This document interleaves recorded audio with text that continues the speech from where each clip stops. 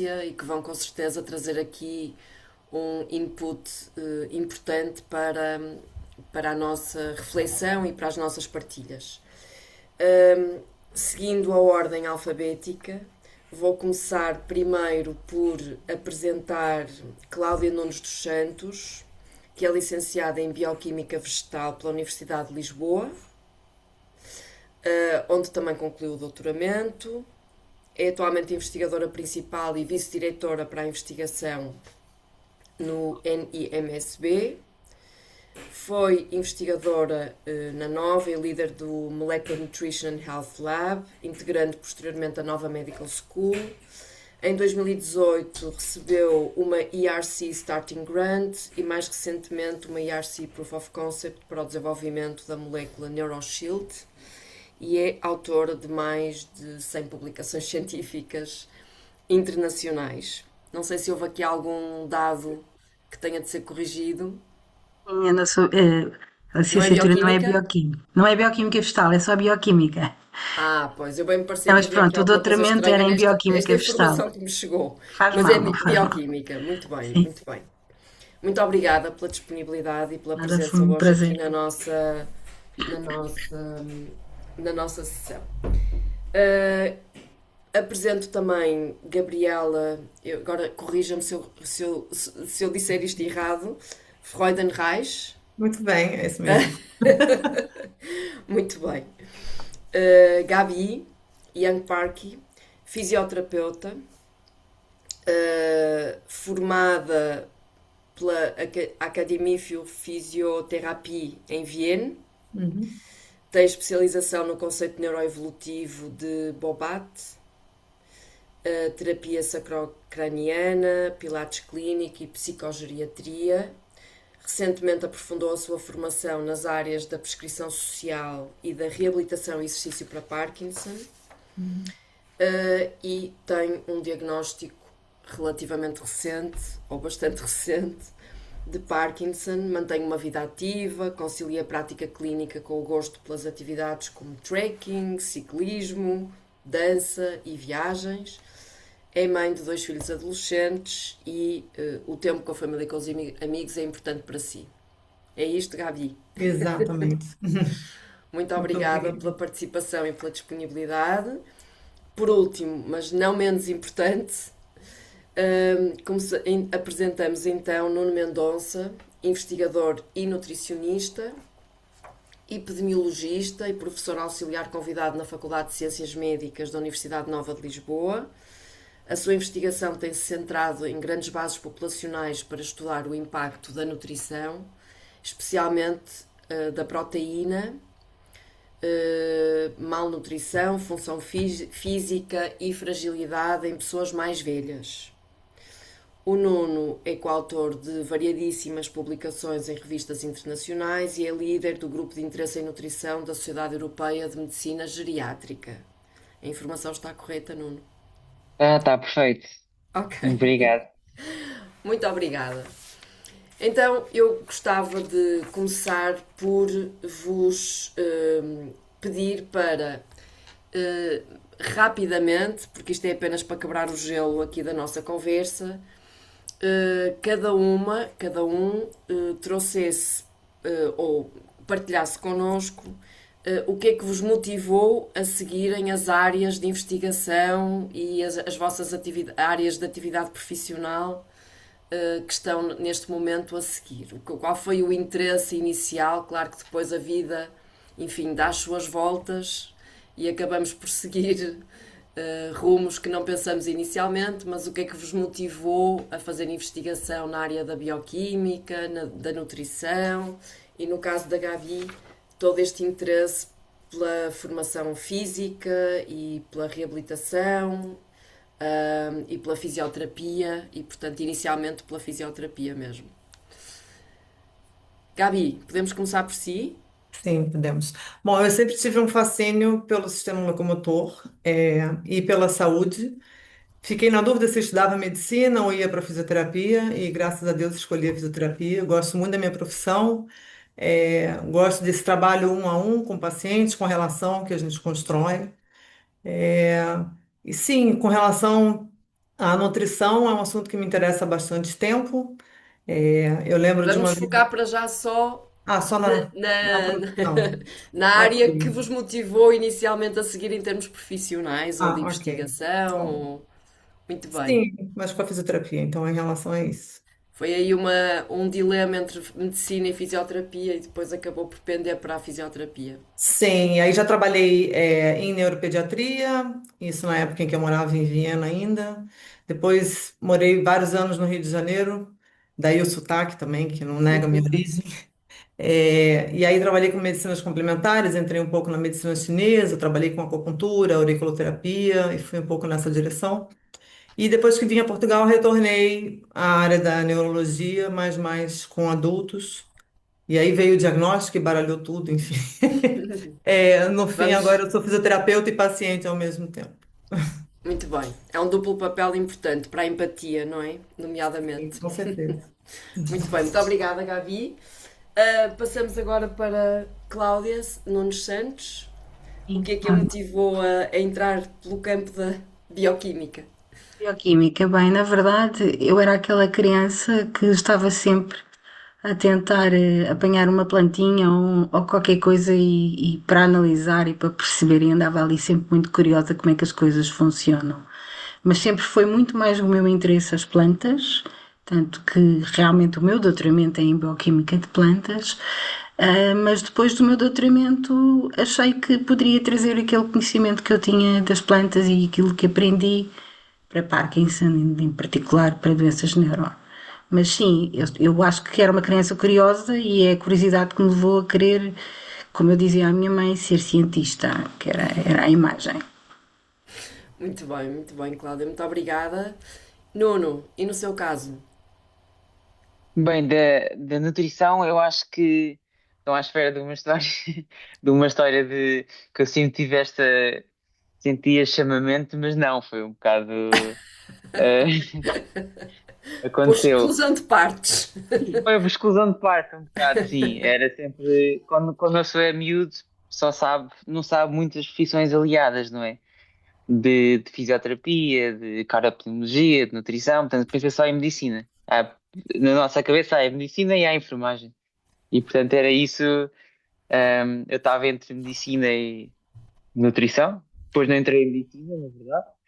Entrei em veterinária, mas depois não quis ir para a veterinária. Um, E portanto e pronto, e segui nutrição. acabou por Sim, seguir sim. esse interesse que tinha pela forma como nós funcionamos e Sim, e o que é depois que a precisamos de investigação. fazer para funcionar melhor. Sim, exato. E a investigação foi muito porque a nutrição é muito importante, tem uma grande base teórica por trás, mas depois recomendações às vezes não é assim tão desenvolvido como ou tão personalizado como as pessoas queriam. E portanto eu fiquei um bocado ao princípio, achei que poderia fazer mais e enverdei pelo caminho de investigação. Mas foi por isso, e é um trabalho A necessidade de responder excelente. às perguntas que as pessoas têm Sim, e sim, que não vêm sim, respondidas sempre no dia a dia, não é? É isso, Nuno. sim, exato, exato, sim. Muito bem, eu penso que temos aqui neste momento a Cláudia com duas entradas, mas não tem problema, desde que não haja interferência no som. Às vezes é quando nós tentamos entrar mais do que uma vez, pode acontecer. Não Mas foi não, o caso, não, mas sim, pronto, mas mas estou. está tudo bem com o som, por isso não há problema. Muito bem. Já temos aqui perguntas, mas não vamos já para as perguntas que nos estão a colocar. Nós recordamos a quem nos está a acompanhar que podem colocar as questões, comentários no Q&A, portanto nas perguntas e respostas. E eu gostava de começar precisamente pela Cláudia, perguntando aquilo que talvez seja uma curiosidade e ao mesmo tempo uma certa preocupação por parte de todos nós, não só quem já adoeceu com alguma doença neurológica, mas também quem ainda não tem nenhum diagnóstico, mas poderá vir a ter. O que é que acontece dentro do nosso cérebro que pode causar o adoecimento deste órgão que é tão importante para a nossa existência humana? É uma pergunta muito interessante, mas com uma resposta muito complexa, porque na verdade podem haver vários mecanismos que deixam de funcionar corretamente dentro do nosso cérebro, da sua função normal, e que levam ao desenvolvimento da doença. E estes mecanismos às vezes estão combinados, ou seja, as doenças não resultam só de uma destas disfunções, no fundo podem resultar da combinação destas várias disfunções que o nosso cérebro pode ter. Eu vou-vos dar aqui alguns exemplos, por exemplo, o que nós consideramos uma coisa comum a quase todas as doenças neurodegenerativas é ter um estado de inflamação crónica no cérebro. É o tópico do nosso trabalho. Quer isto dizer o seguinte, que o nosso cérebro também tem o seu próprio sistema imunitário e que quando entra num processo crónico de inflamação é quase como que autodestrutivo, ou seja, vai acabar por danificar o resto do funcionamento do cérebro. E pensa, portanto, danifica os neurónios, a função dos neurónios, a comunicação entre as células, e tudo isto leva a um processo degenerativo. Pensa-se que a inflamação seja um dos primórdios do cérebro e hoje em dia, em particular em Parkinson, está-se a dar cada vez mais importância a esta inflamação, ao sistema imune, e que surge às vezes 10 anos antes de termos outros sinais, mas existem outras coisas que também já não estão a correr bem. E agora, quem é que chega primeiro? Isto também não está completamente sabido, mas nós temos situações em que o nosso cérebro é um dos órgãos que, por exemplo, consome imensa energia e ao consumir imensa energia produz muitas espécies reativas de oxigênio que, por sua vez, se o cérebro não for capaz de lidar com elas, vão ser nocivas e vão, de alguma maneira, também danificar as nossas células, as nossas moléculas e o seu funcionamento. Podemos fazer alguma coisa para. Ou antes. O que é que nós. O que é que está ao nosso alcance? Porque há muitas outras coisas que não estão e que não são controláveis, não é? Mas há algumas opções, algumas decisões e a forma como nós gerimos a vida que podem de facto prevenir o adoecimento do nosso cérebro.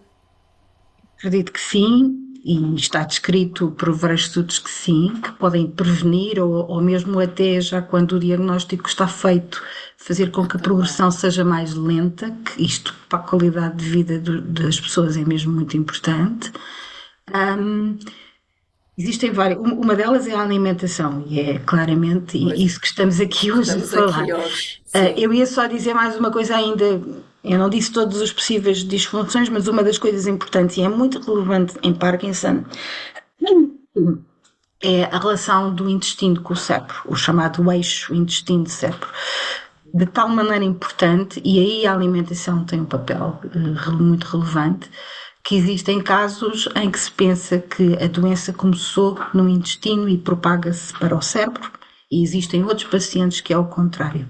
Mas é só para perceberem o quão importante é este eixo intestino-cérebro, e a disfunção no intestino muitas das vezes tem a ver com a disfunção do que se fala muito hoje em dia, que é o microbiota, no fundo as bactérias que nós temos dentro do intestino, e aí a alimentação tem um papel muito importante, porque nós sabemos que também pode alterar, no fundo, ou modular a microbiota. O que é que nós podemos fazer, em resposta direta à sua pergunta, para de alguma maneira contribuir para um cérebro mais saudável, além de claramente uma dieta equilibrada, que eu acho que é sempre muito importante para tudo, mas no cérebro alguns dos componentes das dietas equilibradas com muitas frutas e legumes nós estamos a estudar e percebemos que têm um efeito direto, mas depois existem todo um outro conjunto de fatores do nosso dia-a-dia que disse e bem e que de alguma maneira ajudam. Portanto, dormir muito bem é importante, tentar levar uma vida em que a gente faça uma gestão de stress adequada, que é difícil, que é muito difícil nos dias que correm, mas sim, contribui também se não for bem feita. Existe muito e o exercício físico também já está provado que de alguma maneira ajuda melhora a circulação a nível cerebral e ajuda a produção de algumas moléculas para o cérebro. O chamado treino cognitivo, portanto, mantermos-nos ativos, seja por ler, seja por fazer jogos de memória, portanto, tudo isto são pequenas coisas que no dia a dia contribuem para nós realmente termos o nosso cérebro mais funcional e no fundo, costuma ser que temos que fazer exercício físico para o corpo, mas aqui também é para o cérebro, o treino cognitivo é algo muito importante também para a saúde cerebral. Pronto, estes são só alguns Sim, exemplos, muito haverá bem. mais. Nós agora, e já voltaremos a si, mas já ficamos aqui com um mapeamento de o que é que pode causar de facto, o que é que acontece dentro do cérebro e essa ligação entre o cérebro e o intestino parece-me particularmente relevante e tem sido de facto objeto também de algumas Parky Talks de que já tivemos, mas hoje falando da alimentação é de facto relevante. Eu gostava de perguntar à Gabi, com toda a formação que teve na área da fisioterapia,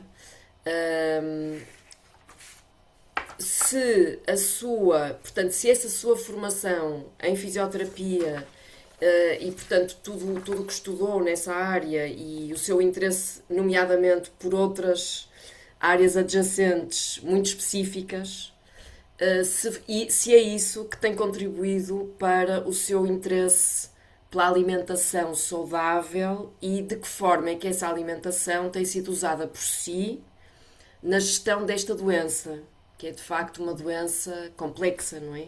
Que tem várias dimensões e que não Sim. é fácil de gerir. Portanto, qual é o papel que a alimentação tem tido na gestão da doença?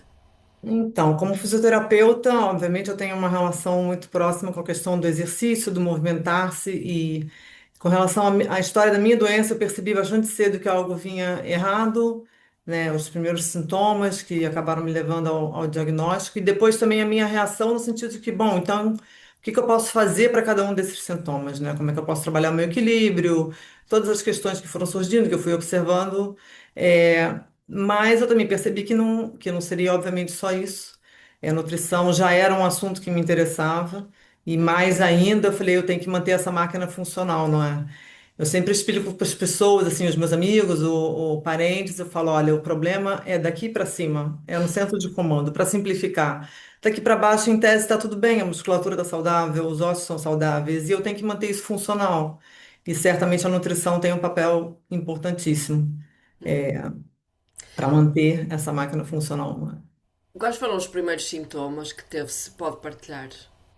Bom, primeiro foi um tremor muito leve no tornozelo. Isso foi durante 2 anos. Era só em uma certa posição, trabalhando sentada com a perna cruzada, eu sentia um tremorzinho. Mas era uma coisa tão sutil que nem eu dei atenção. Falei, sei, deve ser alguma compressão, porque saía da posição, o tremor parava.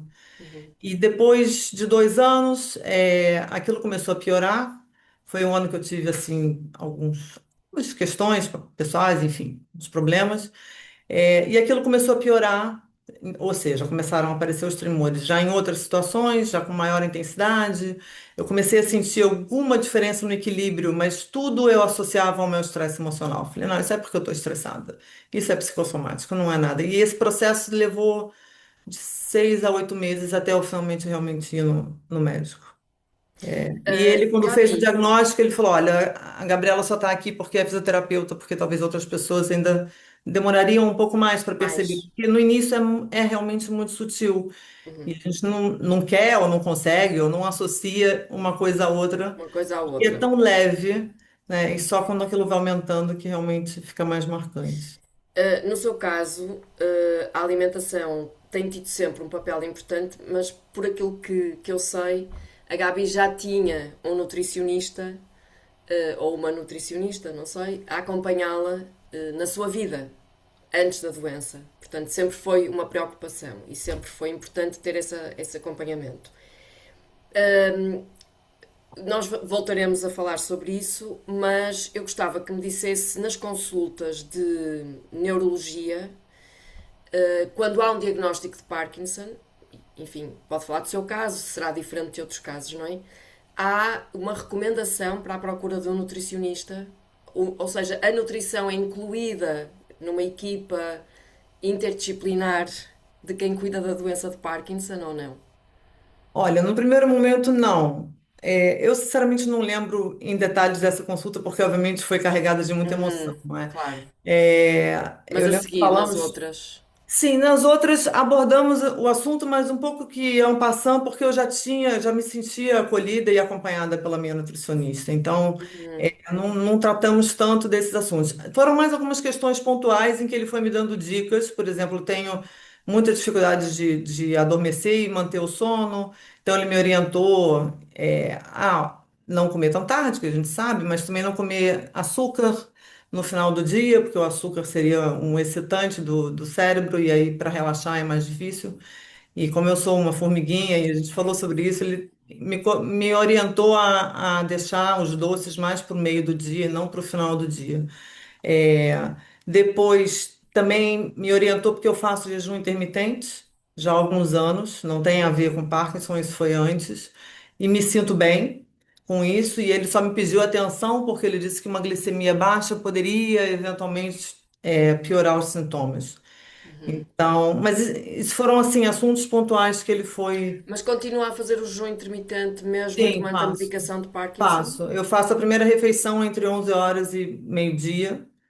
E a última noite em torno das 9.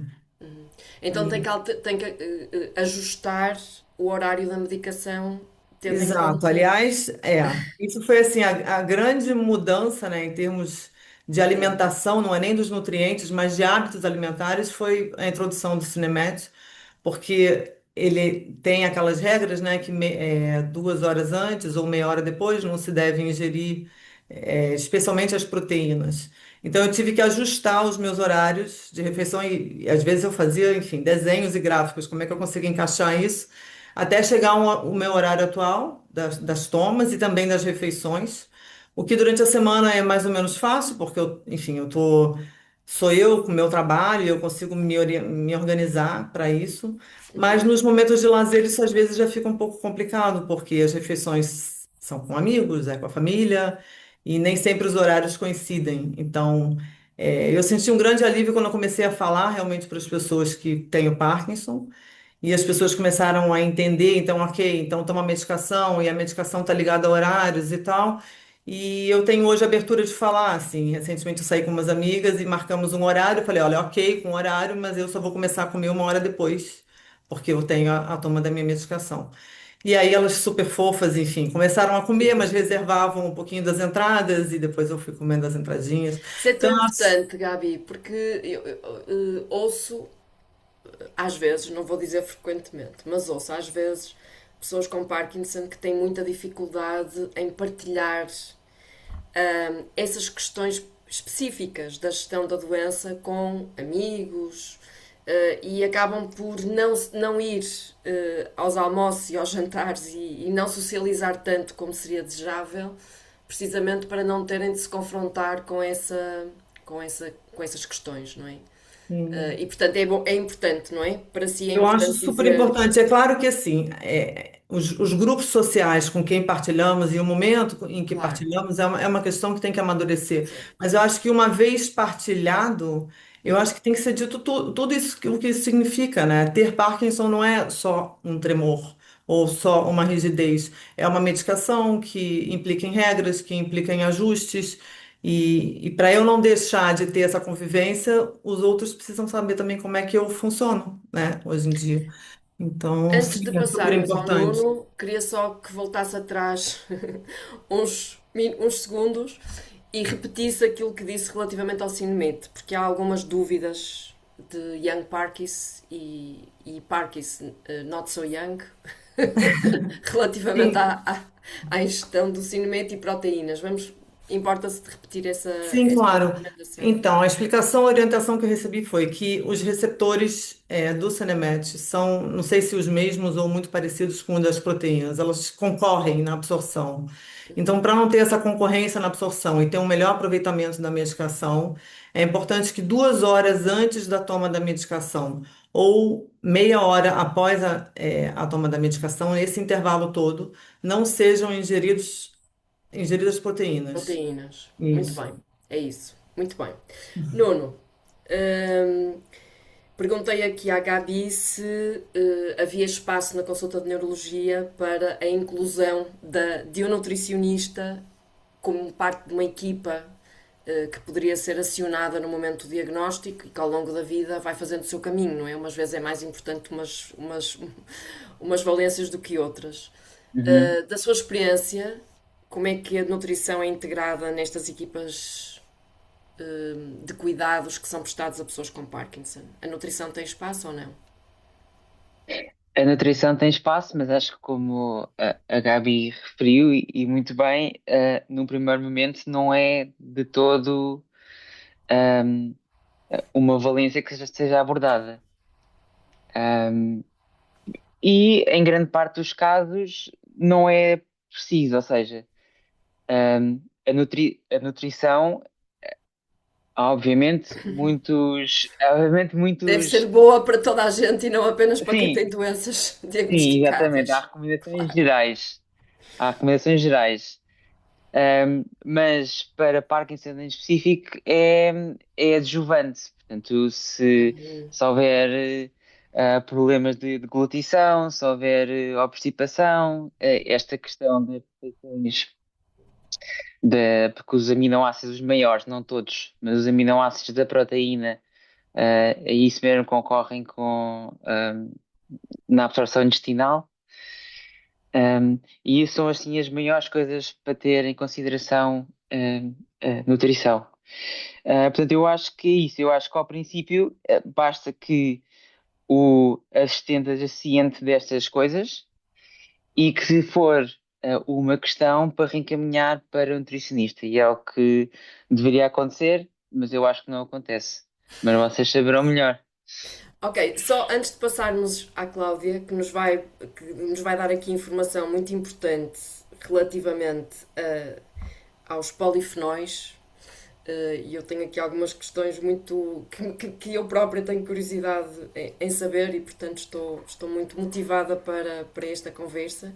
Eu gostava que o Nuno nos dissesse, assim, de uma forma muito prática, porque nós temos Young Parkies a ouvir-nos e que querem dicas práticas e que podem ser aplicadas no dia a dia, alguns conselhos, nomeadamente relativamente à obstipação, porque de facto a chamada prisão de ventre é muitas vezes um grande problema neste conjunto de doentes, Uhum, e hidratação, que às vezes é mais, digamos, premente em grupos mais avançados de idade, não é? Mas que uhum. pode acontecer também com os mais novos. No caso da obstipação, que alimentos é que são recomendáveis e que alimentos é que devemos evitar? Pronto, os mais recomendáveis é as fibras. Há um tipo de fibras que é as fibras solúveis. O que isso faz é que um, atrai água do intestino e ajuda a, formar, a moldar as fezes e, portanto, melhora o trânsito intestinal. Um, E onde é que encontramos essas fibras? sim, pronto, isso eu acho que devem ter ouvido falar de algumas coisas individuais, as fibras individuais, que é o psyllium, as pectinas e essas que se calhar alguns já ouviram, mas isto é mais encontrado em aveia, na casca de maçãs, de peras, ahm, leguminosas também, sementes de chia, sementes de linhaça, isso tudo tem. Isso é rico em fibras solúveis. Mas muito Solúveis. importante aqui a dizer é que não vale a pena e vai fazer pior se aumentarem muito o consumo de fibra e não haver hidratação. Muito bem. A Pois. hidratação tem de haver ao mesmo tempo fibras, senão vai ser pior a Não vai obstipação. ser o efeito contrário. É isso? O efeito não é o desejado. Se for Não, sem não, não. hidratação, o efeito não é o desejado. Não, E a não. hidratação, porque não propriamente com o Young Parkinson, ainda numa fase ativa da vida, etc., mas de facto, pessoas com Parkinson com idade mais avançada têm mais dificuldade em manter a hidratação. Sim, Porque também têm dificuldade na deglutição. O que é que se pode sim, fazer? é acima de tudo por isso, por essa disfagia neurogénica que é bastante frequente em parques com idade mais avançada. Mas também tem efeitos que são próprios, não são próprios, mas acontecem com muita frequência em pessoas mais velhas, com envelhecimento, que é não sentir a sede. Sim, Há uma diminuição esquecerem-se de beber água, não é? Sim, exatamente, mas porque simplesmente não a sentem, não é uma questão de esquecer porque não se lembram, é porque não sentem a sede. Uhum, Portanto, isso também pode acontecer, sem essa conjugação destas duas coisas. uhum. E isto, o que se pode fazer isto não tem de ser só água.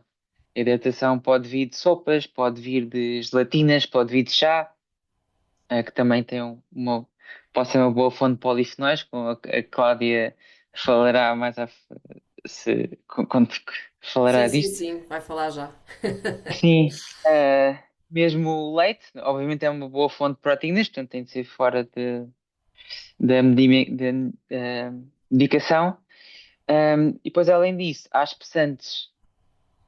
Uhum. um, Que Pronto, e ajudam. espessantes, sim, que ajudam a ter uma consistência parecida com mel, néctares, purés, cremes, esse Uhum. tipo de consistência que é mais tolerável. Às vezes há disfagia que são tanto de líquidos como de sólidos, e torna as coisas muito mais complicadas. Mas normalmente alimentos secos e duros, aliás, mas óbvio, é muito mais difícil de, de, de tolerar ou muito líquidos. Muito bem, a propósito disso, e agora vamos passar à Cláudia, quem faz pesquisas, como todas as pessoas, quer com Parkinson, quer sem Parkinson, fazemos atualmente para encontrar informação fidedigna, há de facto já hoje algumas receitas disponíveis na internet de preparados líquidos e sólidos para pessoas com disfagia, aos líquidos, com dificuldade em deglutição, quer com líquidos, quer com sólidos, quer com ambos, e há receitas bastante interessantes, mesmo do ponto de vista de sabores e tudo, e portanto não é difícil encontrar essa informação, embora também haja muita desinformação e lá chegaremos, nomeadamente em relação aos suplementos. Passando então agora à Cláudia, no âmbito da investigação sobre potenciais caminhos para prevenir ou retardar a progressão da doença de Parkinson, tem-se destacado o papel dos polifenóis com resultados promissores no que diz respeito ao potencial neuroprotetor destes polifenóis, que se encontram, parece-me a mim, pelo aquilo que eu li, trata-se de compostos naturais que se encontram em plantas e que atuam contra o stress oxidativo e a neuroinflamação.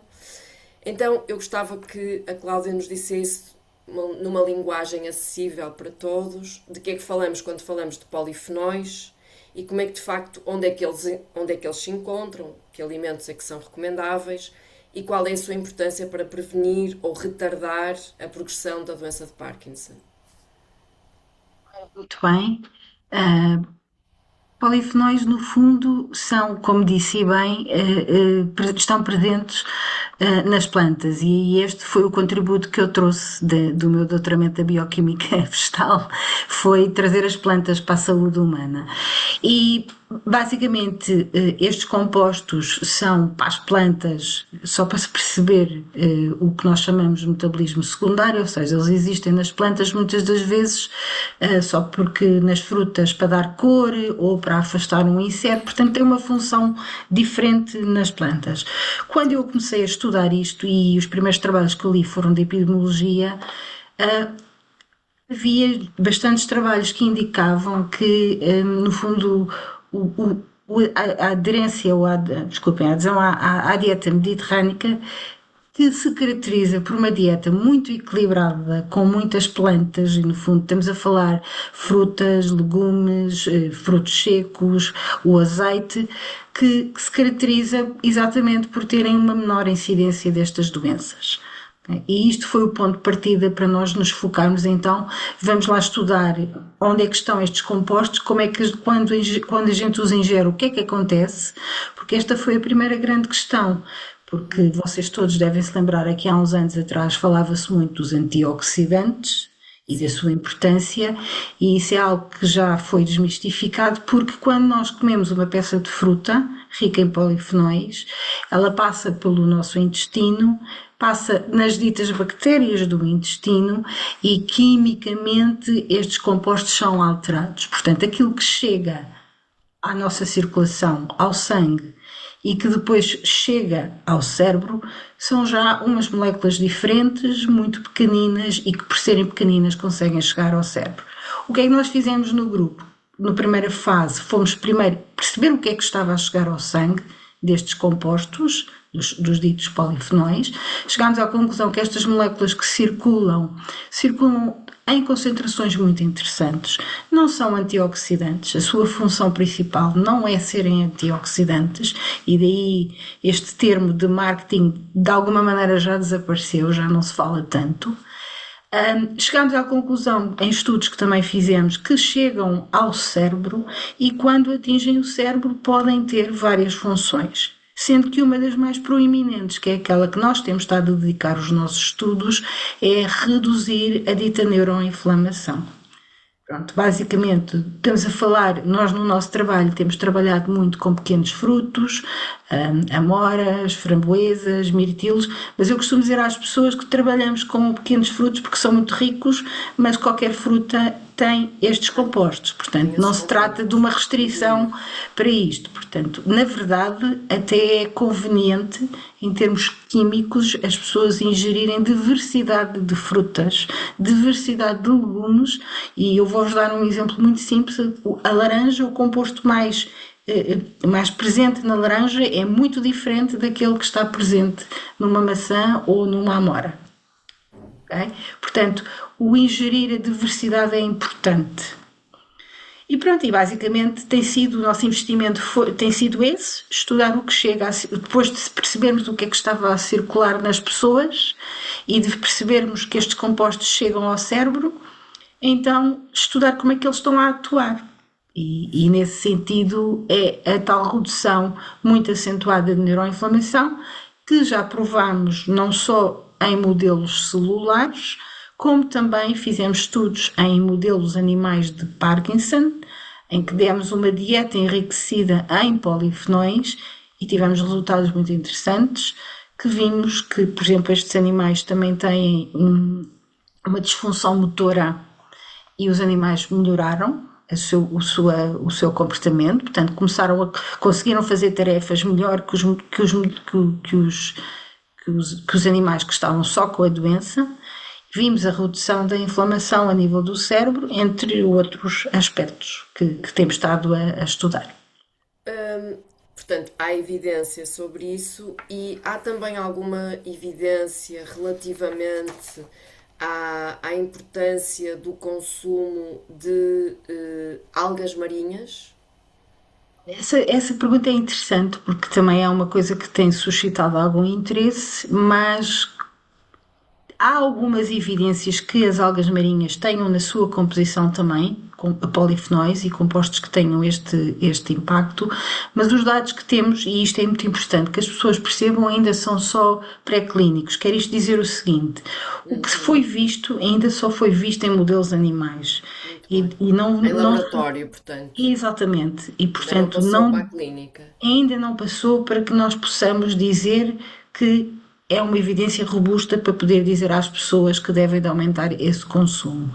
Reparem que eu comecei ao contrário a conversa que foi da epidemiologia do consumo da dieta mediterrânica, ou É que seja, suscitou, é que pois. suscitou portanto, e aí não está as algas. Pronto, era só para Aí deixar não isso. estão as algas. E Não uma, está. uma, Não uma quer dizer questão, que não possa vir a ser interessante, sim, mas não há dados ainda não há de dados estudos em sobre isso. humanos para nós afirmarmos que as algas possam ter exatamente o mesmo. Têm esse potencial devido à sua composição química.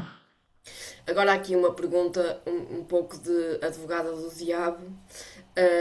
Obviamente que todas as pessoas querem ter uma dieta saudável, e nomeadamente quem já tem uma doença diagnosticada ainda mais, enfim, por todas as razões, mas também há aqui um equilíbrio entre o que devemos e o que gostamos, e aquilo que gostamos tem que haver também prazer, não é? E a alimentação também é isso, também é o prazer e a socialização e já falamos disto noutra Parky Talk relativamente aos riscos do consumo de álcool, e nomeadamente no contexto da doença de Parkinson. Mas o álcool, o vinho, agora estamos a falar de vinho, é rico em polifenóis, não é? Sim, há esse famoso um copo de vinho tinto, não é? Que tem um composto muito famoso, que é o resveratrol, que dizem que é bom para a longevidade. Eu vou já desmistificar que o resveratrol não é biodisponível. O que é que isto quer dizer? Ele não chega à circulação das pessoas. Ah, Mas não. obviamente que há aqui o componente social e reparem que a dieta mediterrânica, que é património, não é? Não estamos só a falar da dieta, estamos a falar de todo um estilo de vida que envolve a socialização, onde está o copo de vinho tinto, no fundo, que é disso que estamos a falar, onde está a convivência com os amigos, as pequenas caminhadas ou grandes caminhadas, mas tudo isso, e voltamos ao início desta conversa, não é? Que é tudo aquilo que nós sabemos que pode ajudar a manter um cérebro mais saudável. Portanto, vinho com moderação, eu diria, não sou nutricionista, não sei se o Nuno quer acrescentar alguma coisa. Um copo de vinho com nutrição não fará, em termos Moderação. nutricionais, não fará mal, como tudo na vida, mas não é porque tem lá os polifenóis que faz bem, porque realmente já se estudou e eles não chegam a circular e não é essa a sua principal função. No caso do vinho não chegam a circular, mas no caso das frutas, sim. São compostos diferentes, São compostos diferentes. Portanto, uns cá ficam, são está. bióticos, não é? Uns ficam Uns são mais disponíveis, do os que outros outros. não. Exatamente, Ok, são muito bem, compostos diferentes, isso muito mesmo. bem. Há aqui algumas questões que também já estão a ser colocadas, nomeadamente, mas eu não sei se as pessoas que estão presentes, talvez a Gabi tenha alguma informação sobre isto, ou o Nuno, que tem a ver com a importância dos horários na alimentação e da toma do Sinemete. E depois há aqui alguém que pergunta se as regras, quais são as regras, não para o Sinemete, mas para a risagalina. Não sei se nós temos aqui, provavelmente não há aqui, não sei se o Nuno tem alguma informação, provavelmente não.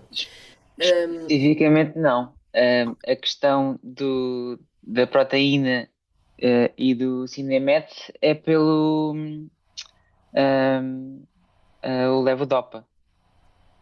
Pois, pois, exatamente. Mas Até não aqui especificamente a esta pergunta, não penso que sei. não podemos responder, mas eventualmente se enviarem para o e-mail geral da Young Park, isso farão poder-se-á fazer seguir a pergunta para um neurologista que possa responder. Agora, há aqui uma outra questão, Nuno, que eu gostava também, e voltando aqui primeiro à Gabi e depois voltando ao Nuno. Hum, Há alguns mitos, e nomeadamente a Cláudia referiu a alguns desses mitos. Por exemplo, falava-se muito dos antioxidantes, depois deixou-se cair os antioxidantes. Compreendi pelo que a Cláudia nos disse que, por exemplo, o azeite é importante para a nossa alimentação, mas mais uma vez imagino que seja com moderação, por outros fatores que podem ser prejudiciais, mas que o azeite é bom, as frutas, as leguminosas, os vegetais, a proteína, obviamente, também. Agora, há aqui alguns mitos, nomeadamente relativamente, e gostava que a Gabi me desse o seu feedback enquanto a sua experiência, que também contacta com outras pessoas que eventualmente podem ter Parkinson, outras não. Um, Há alguns mitos relativamente à toma de suplementos, começa a circular informação de que os suplementos são muito importantes e que todos devemos tomar suplementos.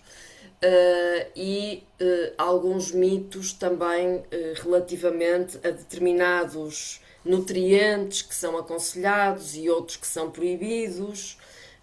Não sei se a Cláudia, se a Gabi gostaria de partilhar alguma. Ou seja, há desinformação e há informação que é. Há desinformação por, porque de facto não procuramos as fontes fidedignas e porque vamos passando informação só porque a recebemos. E depois também há desinformação intencional, ou seja, má informação intencional, que tem propósitos de marketing e propósitos comerciais. Quer partilhar alguma da sua experiência relativamente a alguns mitos que circulam? Então, é óbvio que procuramos receitas, não é? Soluções fáceis, o que que eu devo comer, o que que eu devo tomar para fazer direito, para, enfim. E os suplementos são muito tentadores porque são fáceis também de ingerir, não é? Então, sim, existe essa troca, né, do que cada um toma. Agora, eu acho que é extremamente importante que isso não seja indicado pela experiência de cada um, mas que isso seja realmente indicado por um nutricionista, porque é, é claro que há, por exemplo, a vitamina D, muitos de nós, né, da minha idade em diante, talvez podem precisar, não é? Mas assim, eu só comecei a tomar vitamina D quando foi constatado por exame de sangue que eu estava com uma baixa de vitamina D, e não porque eu tenho 53 anos e pronto, não é?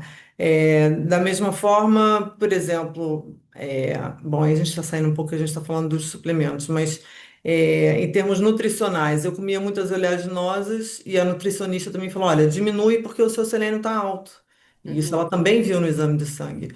Então, são decisões muito individuais do que cada um deve tomar ou do que faz bem ou mal para cada um. Mesmo os suplementos que eu tomo por indicação da nutricionista, ela disse: olha, é, vai tomar isso durante um tempo, vamos repetir o exame de sangue e ver a necessidade de continuar com esses suplementos, porque na verdade o meu objetivo não é que tome suplementos para o resto da vida, e sim que a alimentação de agora em diante mais adequada realmente supra essas faltas, não é, que eu tinha na época.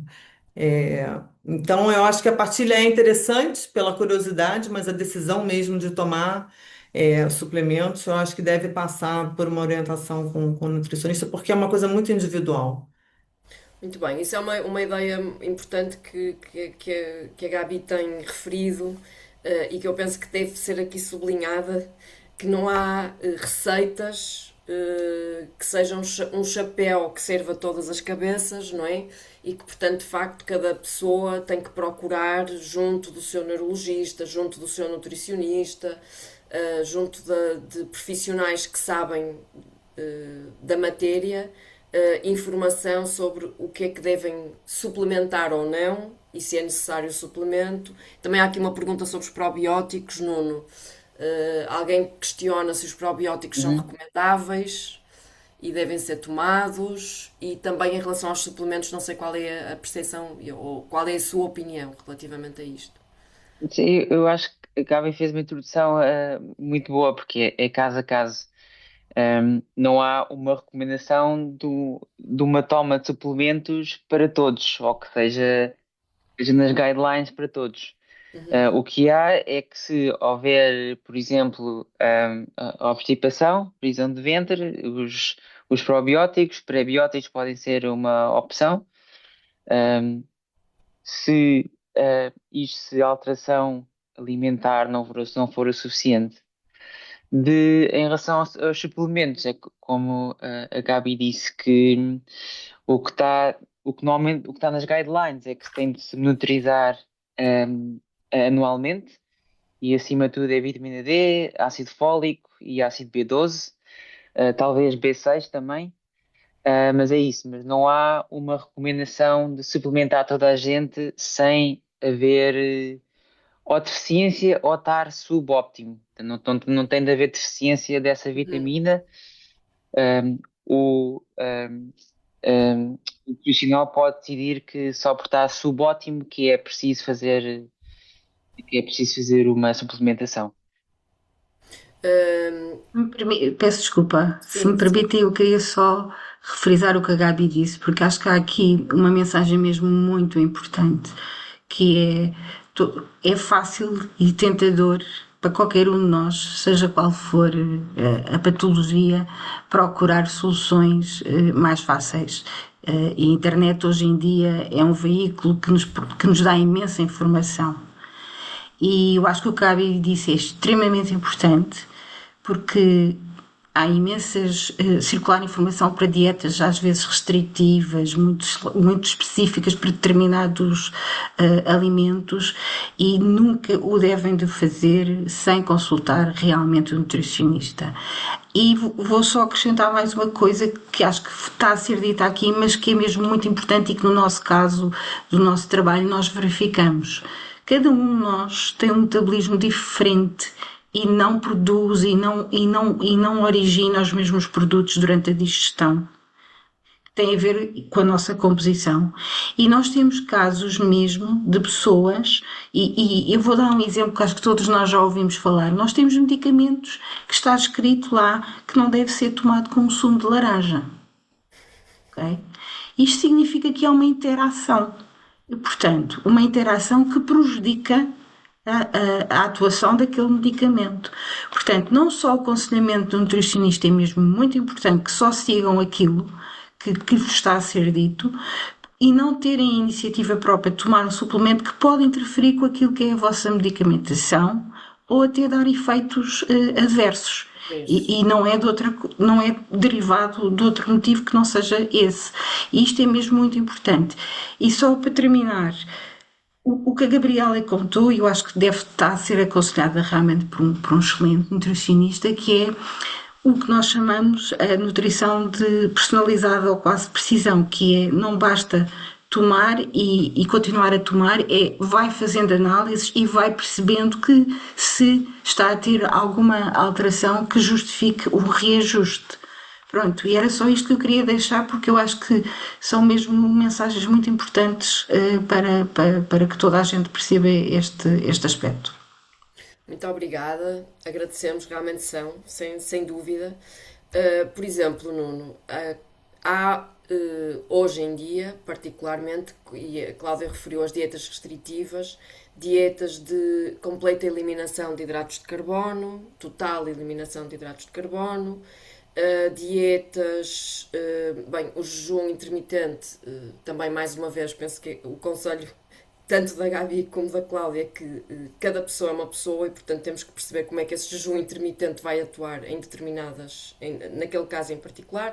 Mas, portanto, há ideias sobre as dietas restritivas sem hidratos de carbono, suplementos de probióticos, suplementos de creatina, por exemplo, que agora está muito na moda, o suplementar com creatina. Por exemplo, a creatina pode ter interferência. Quer dizer, pode ter aqui uma interferência nos efeitos da medicação, só se deve tomar se realmente as pessoas fizerem exercício físico ou devem tomar independentemente, basta ter mais de 40 anos ou 45 ou 50 e já devem tomar creatina. Em relação especificamente à creatina, aliás, especificamente, não tem de ser especificamente, mas a maior parte de dieta cetogénica, por exemplo, que é muito baixa em hidratos de carbono, não há evidência suficiente.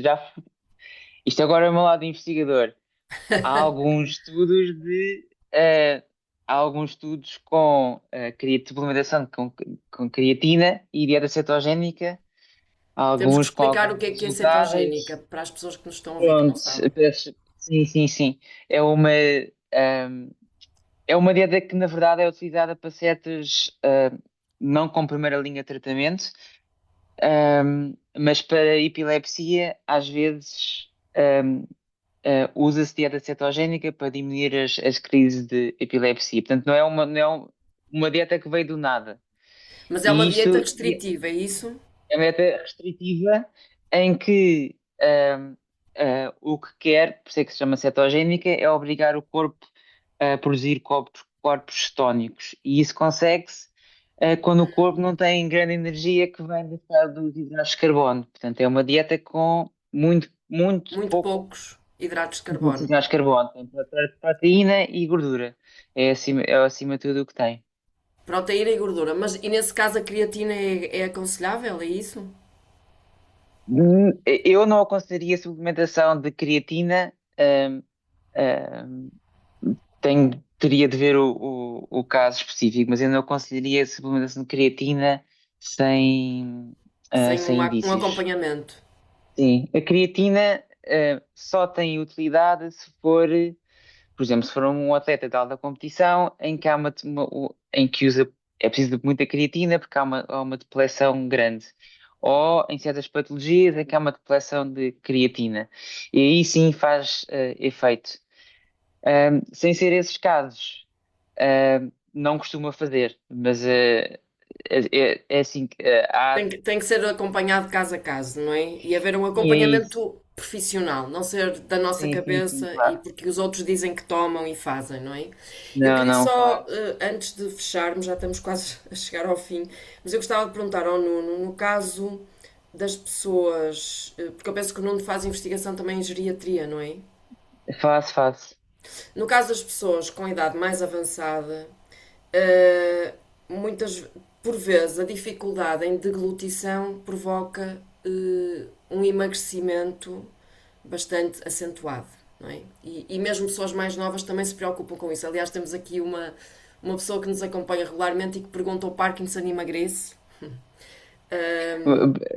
Obrigado, Sana. Eu acho que se não tivesse havido essa pergunta, eu acho que ia falar disso. Ia pedir para falar. Não, mas é o Então risco, diga. isto muitas vezes não é falado, mas é o risco de malnutrição. Pois, Especialmente em idades mais avançadas e em pessoas com Parkinson pode ser mais acentuado. Um, por um lado, há mais, não muito, mas há mais dispêndio energético.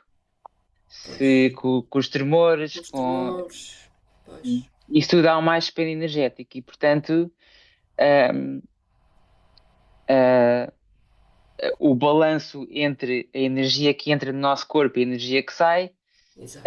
está aqui desfalcada e, portanto, pode haver perda de peso. E depois, mais que isso, é exatamente a disfagia, as dificuldades na Na deglutição. deglutição.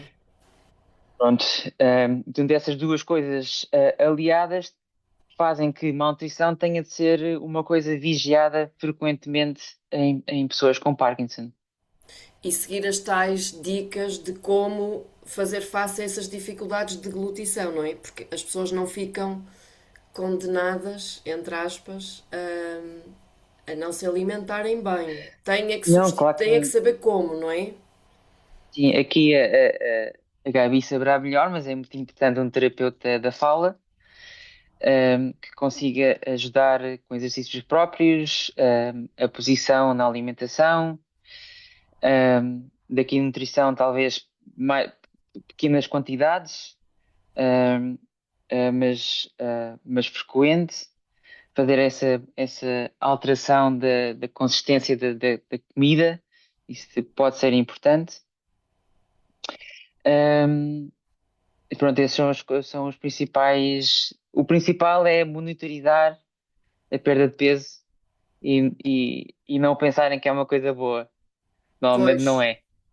Se não for exatamente. intencional. Se não for intencional, não é Exatamente, bom. exatamente. Exatamente, é verdade, isso é muito, muito relevante, porque andamos todos nesta sociedade de corpos idealizados à espera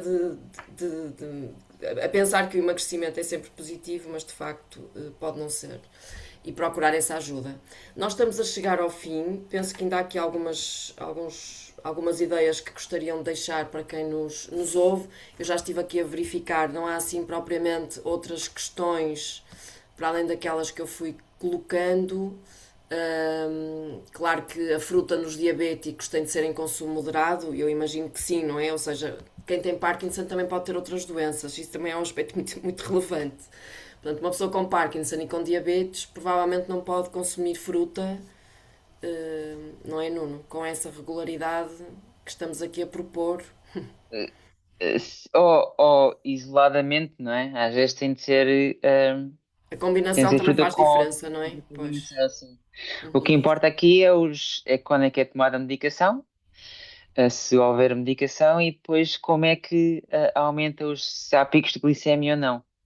Pronto. Muito bem. Tem que haver E, monitorização. sim, e na fruta, quando, em certos casos, pode haver picos maiores de glicemia. Mas é só por isso, é só uma questão de trabalhar com medicamentação e com o que se combina. Muito bem.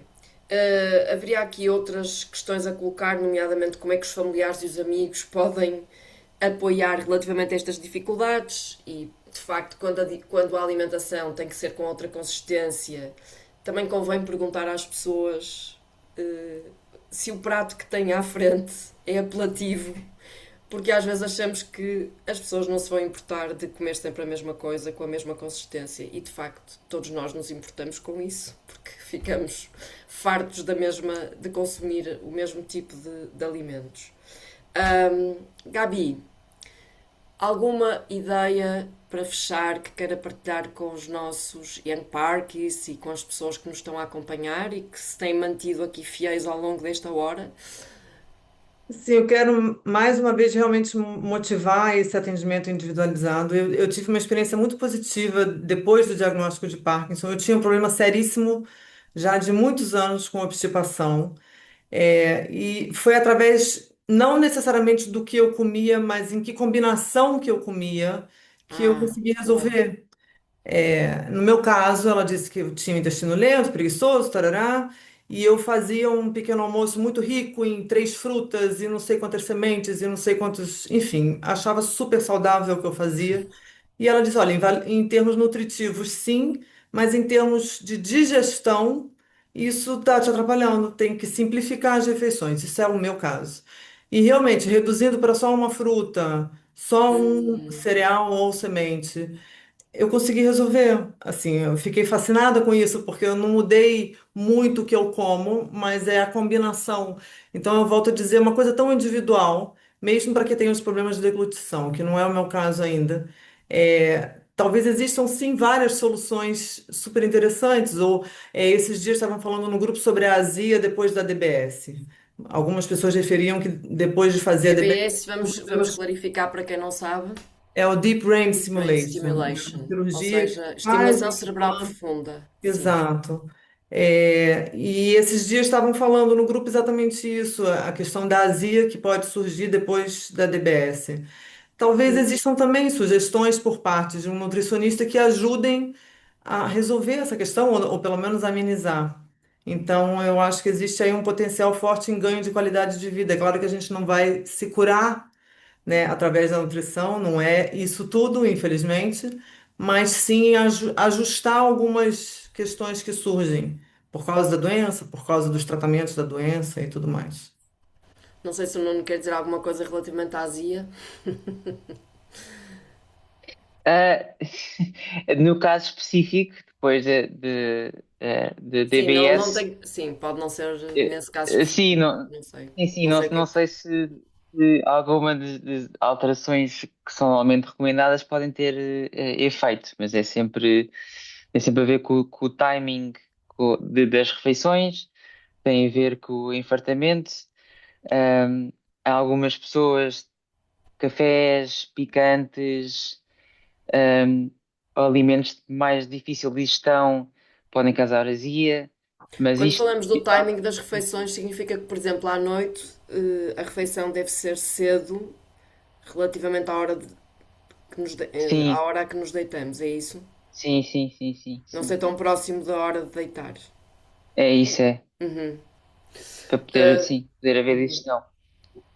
a Gabi disse aqui uma coisa muito interessante e muito importante para todos, independentemente das pessoas que têm Parkinson e das que não têm, que é a combinação, não é? Porque nós depois absorvemos as ideias de outros que dizem é muito saudável comer frutas e sementes e a laranja e o kiwi e por aí fora. E depois não temos, a maior parte das pessoas não está tão preocupada com a combinação, mas mais com a quantidade daqueles alimentos que têm que ser consumidos, não é? E portanto, essa combinação é importante. E também é importante, porque me parece que isso é fundamental. A Gabi disse que continua a fazer o jejum intermitente e ajusta o horário da medicação. E às vezes, e isso, mesmo não fazendo jejum intermitente, ajustar o horário da medicação, por exemplo, ao horário do sono, também é possível, não é? E há pessoas que pensam que não e que têm que pôr o despertador para acordar e o sono já não é de qualidade porque estão preocupadas com esse acordar. Portanto, ficaram aqui ideias importantes. Nuno, antes de passar para a Cláudia para fecharmos, ainda tinha mais alguma questão da nutrição que quisesse abordar ou Não, não, o mais importante era esse, era de malnutrição, a má porque nutrição, pois, que- malnutrição.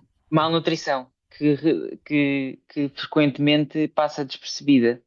E era, e era para alertar só para isso. Os sinais são o emagrecimento, mas pode haver outros, porque o emagrecimento é visível, começa a ser visível para os familiares e amigos, não é? Mas Sim, o pode haver mais outros. importante, eu estou em geriatria, ahm, nutricionalmente, e eu não vou dizer todos, mas mesmo quase sem ser nutricionalmente, haver perda de peso é dos piores É um prognósticos que pode haver. sinal, Sim. que alguma coisa está Ahm, mal. sim, pronto, e as pessoas notam pelos números das calças o Sim. cinto que tem de pôr no buraco anterior. ah, E deve normalmente é ser por um aí. motivo para ir ao médico, não é? E para consulta Sim, médica e. normalmente acompanhar a malnutrição é uma coisa que se chama sarcopenia, que é Sim. perda de massa muscular. Nem sempre acontece, não acontece especialmente em pessoas com Parkinson, também pode acontecer, mas não especialmente. Mas isso nota-se muito quando há depressões, por exemplo, nas mãos, nota-se muito aqui. Uhum. Há uma depressão nas mãos, a depressão nota-se, é onde se nota mais facilmente, basta um aperto de mão, nota-se. Ahm, Normalmente nota-se as maçãs do rosto, é assim onde se nota mais essas perdas de massa. Assim, o exame físico é o que se nota logo, sim. Muito bem, Nuno. Cláudia, vamos fechar, mas gostava que partilhasse connosco se tem mais alguma informação que gostaria de partilhar e também deixar-nos aqui uma mensagem sobre o que é que se espera no futuro relativamente à investigação que está a desenvolver. O que é que nós podemos esperar para o futuro em termos de investigação na área da nutrição molecular e o seu impacto na doença de Parkinson? Pronto, eu acho que o mais importante é percebermos que uma alimentação diversificada em frutas e legumes claramente parece-me importante para ajudar, e é como a Gabriela diz, no fundo é só mais para ajudar, não, no progresso e na evolução da doença. O que é que nós estamos a trabalhar e gostávamos de trazer para o futuro destas pessoas? É realmente perceber como é que estes compostos estão a atuar. No início da apresentação, a Susana falou de um projeto que nós tivemos atribuído há pouco tempo, e é exatamente porque nós detectamos uma molécula muito específica que está a ter um forte impacto na neuroinflamação, e estamos agora a fazer testes pré-clínicos, portanto, ela vai sair, se calhar, deste hábito da nutrição, porque já é uma molécula isolada, e estamos a fazer os pré-clínicos de toxicidade. E se tudo corresse bem, gostaria daqui a alguns anos, bastante, se calhar já não serei eu, obviamente, nem isto demora sempre muito tempo, temos aqui uma nova molécula que ajudasse a lidar com esta doença. Este é uma das vertentes, mas o nosso grupo de investigação, embora tenha este projeto novo, acreditamos muito, ou pelo menos eu acredito, acho que eles também acreditam, mas que a nutrição é mesmo muito importante. E juntamente com o Nuno, estamos a fazer um estudo na Fundação Champalimau com neurologistas que seguem o Dr. Marcelo Mendonça, que seguem doentes de Parkinson, e estamos a fazer um estudo observacional, que é tentar perceber se, consoante a alimentação que as pessoas têm, se tem realmente um perfil clínico em termos dos sintomas de Parkinson, por um lado, mas também de marcadores de inflamação, que a gente possa realmente associar como uma melhoria. Espero que daqui a alguns tempos, porque estes estudos demoram, estudos Óbvio. observacionais demoram algum tempo e nós só gostamos de falar dos resultados quando já temos uma população suficiente. Estamos animados, é o que eu vos posso dizer. Continuem a comer frutas e legumes, estamos animados, mas este é aquilo que a gente gostaria de trazer para o futuro, era estas evidências fortes e da ciência a dizer e a poder dar realmente uma recomendação válida de como podemos ajudar no progresso desta doença. Muito bem, vamos ficar com certeza todos curiosos e com esperança à espera dessa. Com esperança à espera é um pleonasmo, mas sim, com esperança relativamente aos resultados dessa investigação. Agradeço muito, Gabi, Nuno, Cláudia, a vossa participação. Penso que foi uma conversa muito interessante. Espero que quem nos acompanhou também tenha pensado, que se tenha interessado e que tenha de facto obtido aqui algumas dicas importantes. E fica aqui a sugestão que penso que foi generalizada de cada um procurar junto do seu neurologista, junto dos nutricionistas, o seu, digamos que a sua dieta individualizada, personalizada, não é? Já que falamos em medicina personalizada, em dieta personalizada que ajude a gerir melhor a doença de Parkinson e, eventualmente, e é isso que desejamos, a retardar os seus efeitos. Muito obrigada. No próximo mês cá estaremos. No próximo mês Obrigado. temos a conferência da, da Fundação Champalimau, da Young Parkinson. Portanto, vai ser no dia 11 de abril, vai ser um dia muito, muito importante para todos os que estão aqui a trabalhar nesta área e a procurar disseminar bom conhecimento e a contribuir para que a doença seja gerida da melhor forma possível e que haja bons resultados na área da investigação. Muito obrigada. Até à próxima. Obrigada. Boa Muito noite a obrigado. todos. Obrigada também. Tchau. Boa noite. Boa noite.